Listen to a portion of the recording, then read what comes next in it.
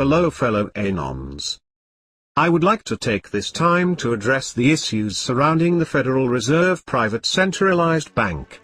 As you are probably already aware, the Federal Reserve Transparency Act of 2009 H.R. 1207 was a bill introduced in the U.S. House of Representatives of the 111th United States Congress by Congressman Ron Paul. It proposed a reformed audit of the Federal Reserve System, the Fed, before the end of 2010.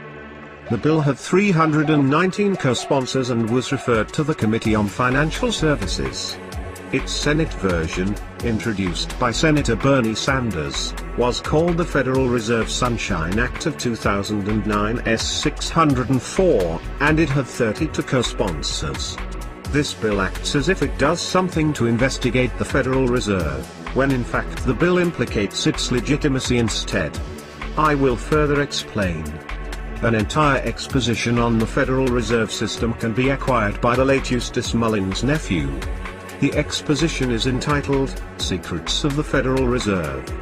G. Edward Griffin released a similar copy known as The Creature from Jekyll Island, which was really nothing more than a plagiarized copy of the same book that Eustace Mullins released, except it supported the gold standard in which Eustace Mullins never endorsed.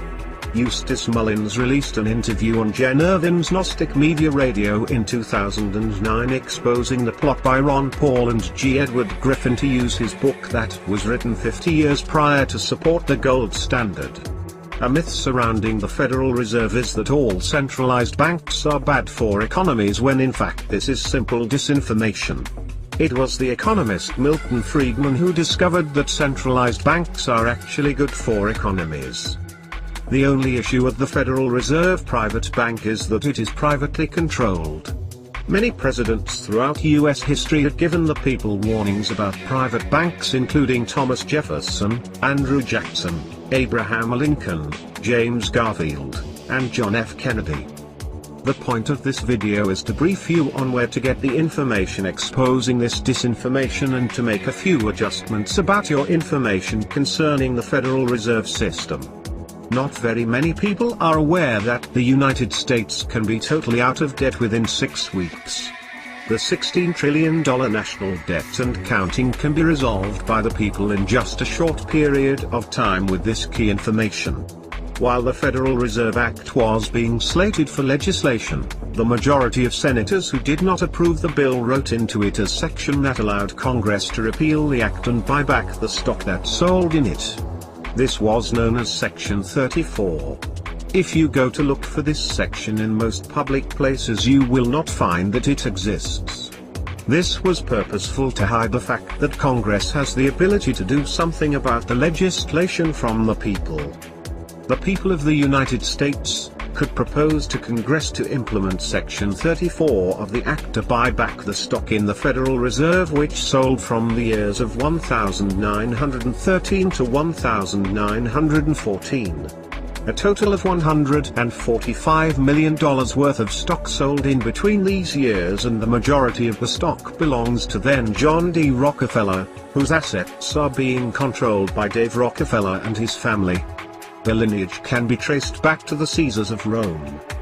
This act was opposed by men such as the three wealthiest men at the time, including Benjamin Guggenheim, Isidor Straus, the head of Macy's department stores, and John Jacob Astor IV, who would have shut the legislation down with their power and influence. A conspiracy by the Rothschilds, Vatican, black nobility and J.P. Morgan to remove this opposition to the Federal Reserve was contrived. It was the creation of a boat named the Titanic, which was meant to lure these opposers of this legislation aboard a luxurious boat ride on an unsinkable ship. National Geographic did an exposition on the Titanic in 1986 called The Secrets of the Titanic. This documentary named a Jesuit priest named Father Francis Brown, who was linked to this ship's sinking, last seen speaking to the captain of the boat about his duties to destroy the boat. Anons need to unite together and pass this video around to get the word out that the US can be freed from the chains of debt slavery once and for all. This can happen as well with all countries who have private banks controlling their currency. if they so chose to be free from international banker control. The plan is as follows.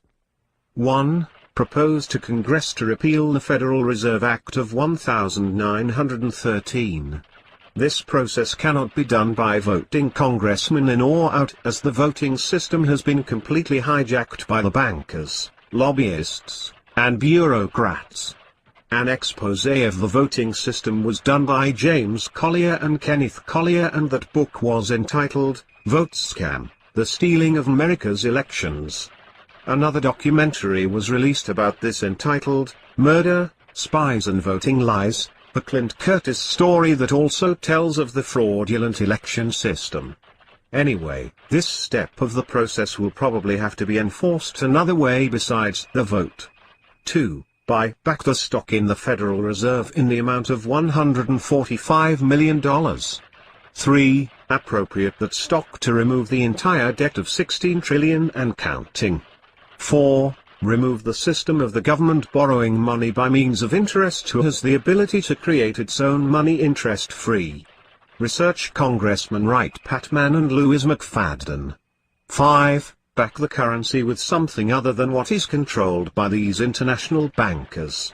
It was noted in the banking and currency hearings of 1913, that the international bankers, or those who also controlled the private Bank of England, also controlled the volume of gold. Backing this currency should be done with something like free energy from the vacuum currently patented by John Bedini and Tom Bearden, I would think. This worked extremely nicely for the American people under Richard Nixon when he took the US off the gold standard and instead backed their currency with oil. The US would have not survived as long as it has without this ingenious move. Also, energy from the vacuum is not a resource that anyone can conquer and take away, unlike oil, making it a more stable backing solution than oil. I will now quote a president concerning monetary policy.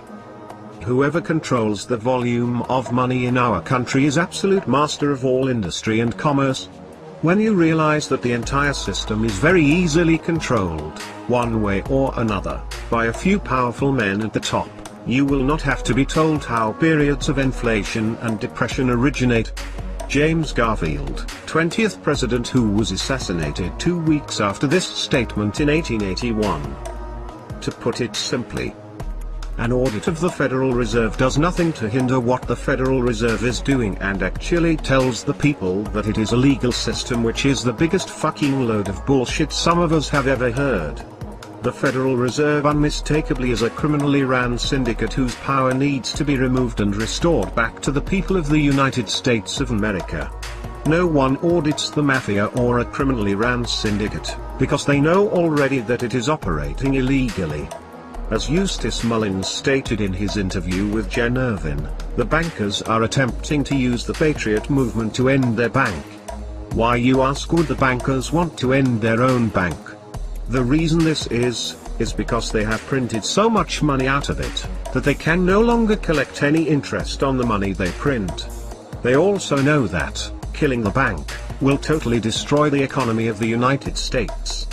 Eustace Mullins also went into detail about this on Gnostic Media Radio with Jen Irvin.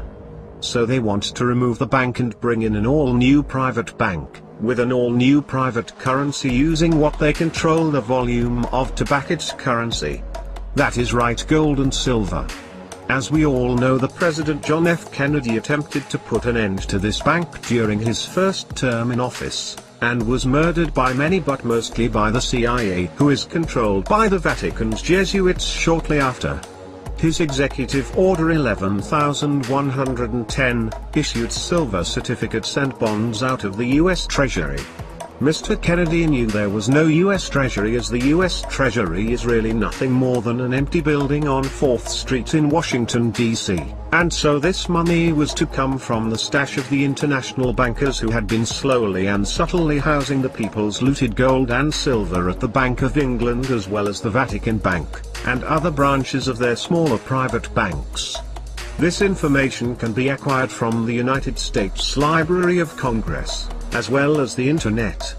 These criminals are attempting to control information such as this, and has come out with bills such as SOPA, ACTA, and CISPA, all which take away the rights of the people to information as well as creativity. In closing, I would like to share with you this final statement. At any time the people can declare what these bankers have is worthless. Their wealth can sprout wings and fly away overnight. The only worth gold has, is the worth people believe it to have. You give credit to what you deem to be of value.